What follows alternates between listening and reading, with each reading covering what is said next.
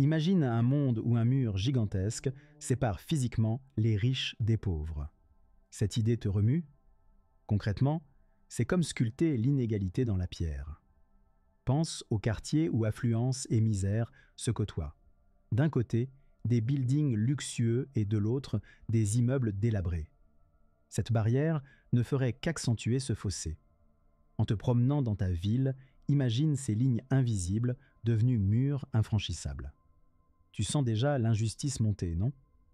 Les femmes, souvent en première ligne, face aux difficultés, ressentiront peut-être plus intensément ce qu'implique cette séparation. Elles seront confrontées à de nouveaux défis, de la gestion quotidienne au futur de leurs enfants. Elles pourraient manifester leur colère, leur détermination à franchir ces barrières, littéralement et symboliquement.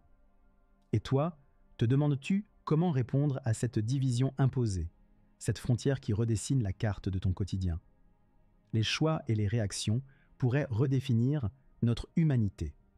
Imaginez-vous réveiller un matin et découvrir que votre ville est soudainement coupée en deux par un mur gigantesque. Le chaos, les confusions. C'est un peu comme une journée mondiale du mauvais poil. Les gens courent, les klaxons retentissent. Et certains sont même prêts à conquérir l'Everest rien que pour récupérer un croissant de l'autre côté. D'un côté du mur, les quartiers huppés voient leurs magasins chics se vider de frappeurs de vitrines occasionnelles. De l'autre, les petits commerçants pleurent la baisse de leur clientèle habituellement mélangée. Les chiffres sont éloquents. Une diminution immédiate de 30% de la circulation des biens de consommation influence localement l'économie, tels des dominos tombant les uns après les autres. Vous sentez l'absurdité de cette situation? Imaginez le petit Pablo, dont l'école se trouve maintenant de l'autre côté du mur. Plus de récré sur le chemin vers l'école et des devoirs en plus, parce qu'il doit rentrer 2 heures plus tôt, le pauvre. Et que dire de Madame Dupont qui, figurez-vous, doit escalader le mur tous les jours pour atteindre son travail. Quand elle disait « rien ne me stoppe », elle ne pensait sûrement pas à un mur en béton armé. Les communautés sont fragmentées, mais les esprits frondeurs se réveillent. Des graffitis lumineux émergent d'un côté du mur, tandis que de l'autre, des manifestations prennent une allure théâtrale, scandant des slogans à faire pâlir Shakespeare. Les tensions montent, et avec elles, une espèce de solidarité inattendue commence à voir le jour. Alors, s'agit-il d'un simple réajustement social ou d'une amorce vers un changement majeur? Alors que la poussière retombe, on commence à envisager l'adaptation des structures sociales, en parfaite continuité avec cette mosaïque de prise de conscience. Voilà que maintenant, les choses continuent à évoluer, un peu comme un feuilleton dramatique dont personne n'aurait voulu. 6 mois ont passé depuis l'érection de cette barrière, et devinez quoi, la société ne s'est pas figée dans ses clivages. Non, elle a plutôt décidé de s'adapter, comme une plante grimpante qui cherche la lumière, quitte à contourner un mur de béton. Les gouvernements, me direz-vous, ne sont pas restés les bras croisés. On a vu émerger des commissions de résilience. L'idée?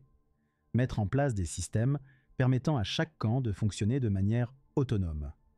Cela a donné naissance à des centres de formation alternatifs de chaque côté, désormais appelés pôles espoir, exploités par des bénévoles en quête de solidarité. Du côté des quartiers démunis, l'innovation jaillit. Vous voyez, ces initiatives communautaires où les gens échangent des vêtements, des outils et surtout des idées. La créativité est devenue la devise, avec une augmentation des micro-entreprises de près de 45%. Mais ne pensez pas que le côté aisé reste les bras croisés. Eux aussi font preuve de créativité, organisant des événements caritatifs visant à construire des ponts. Les riches explorent la transformation de leur lieu de travail en hub de collaboration virtuelle, profitant de toute cette technologie à portée de main. Les inégalités restent évidemment ancrées, mais progressivement, une mosaïque d'interconnexion voit le jour, reconfigurant les rapports de force. Ce clivage n'est peut-être finalement qu'un creuset, un catalyseur pour construire une solidarité surprenante. Alors, avec tout cela, que nous réserve l'avenir? Les citoyens rêvent de réconciliation, et on entend parler de tunnels secrets murmurés autour d'un café. Restez à l'écoute pour voir où ces routes encore en construction nous mèneront. Peut-être juste peut-être, vers un horizon sans clivage. 2 ans se sont écoulés depuis l'érection de la barrière, et alors que l'on pourrait s'attendre à ce que les communautés se soient isolées davantage, de nouvelles connexions surprenantes émergent. Imaginez cela comme une série télévisée où les protagonistes, séparés par le destin, scrutent sans cesse la possibilité de se retrouver. Vous me suivez ? Prenons l'exemple de Lila, adolescente passionnée de musique. Elle a réussi à organiser des concerts virtuels à travers la barrière, transformant sa chambre en salle de spectacle numérique. Les participants des 2 côtés applaudissent, maudisent, submergeant le chat de cœur et d'émojis. N'est-ce pas étonnant comment même un mur en béton ne peut retenir une mélodie ? Sur le plan sociétal, l'économie montre des signes intéressants. Les échanges clandestins se sont sophistiqués, avec des chiffres montrant une hausse de 60% dans les transactions de services éducatifs et créatifs entre les 2 côtés.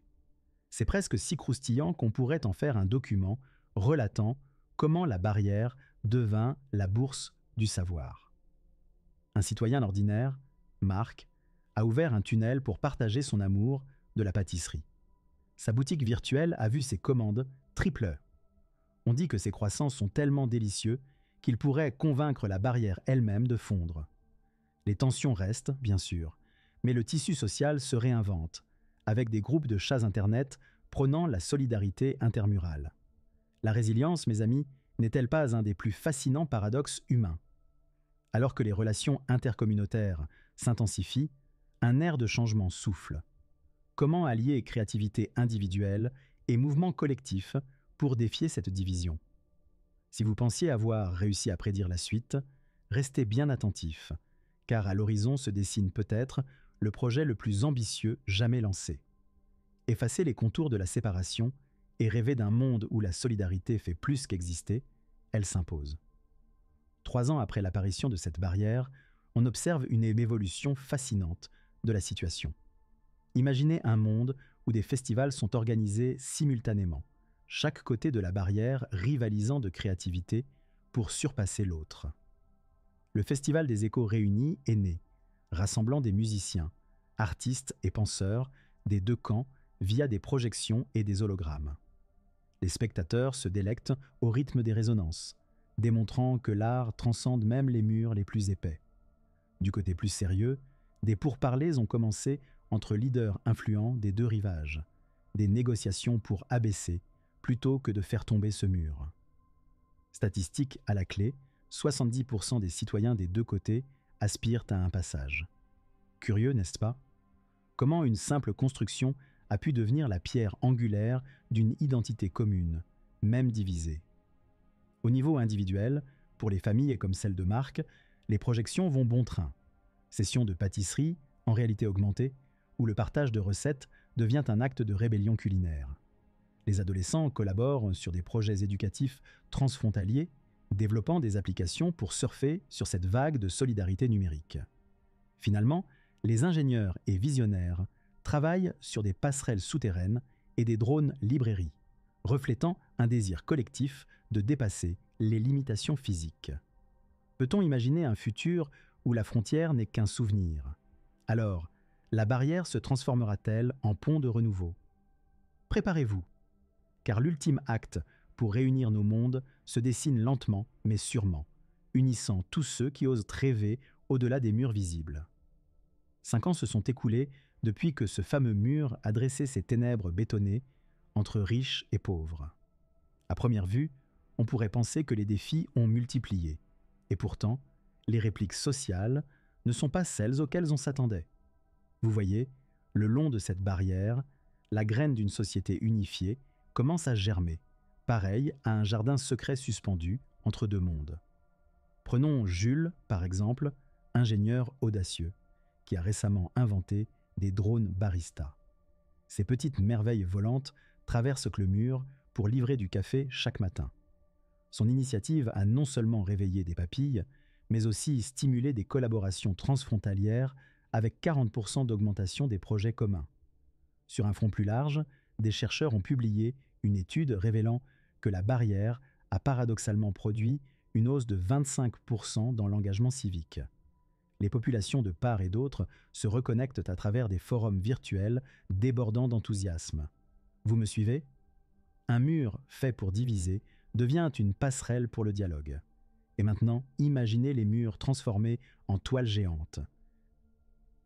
Des artistes des deux côtés, armés de pinceaux interminables, coopèrent pour créer une fresque continue. Leur œuvre raconte une histoire d'union et de diversité, défiant quiconque de ne pas rester bouche bée. Alors, l'avenir fait-il écho à cette résilience et créativité? Peut-être qu'un jour, les pourparlers aboutiront à une barrière faite de confettis. Vous sentez l'ironie? Et au fond, peut-être que les vraies barrières ne sont pas de béton, mais bien de l'esprit. Restez aux aguets, car la prochaine étape pourrait bien révéler un monde où les murs ne sont que des pages blanches, prêtes à accueillir nos plus sombres espoirs et nos rêves les plus lumineux. Et maintenant, c'est à toi d'agir. Réfléchis, quels sont les murs invisibles qui divisent ton quotidien? Vas-tu laisser ces barrières définir ta perception du monde ou saisis-tu l'opportunité de les réduire en poussière?